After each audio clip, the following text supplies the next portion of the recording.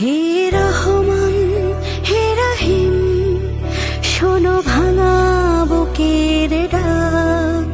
যে পথ ছিল সত্যতার, সে পথ খোলা থাক।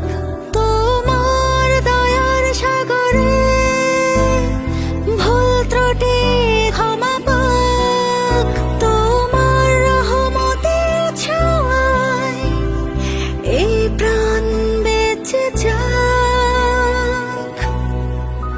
তুমি আপসীন দেশনেত্রী, তুমি রাজপথের যাত্রী, তুমি ছিলে মগদারি সকাল বিকেল রাত্রি।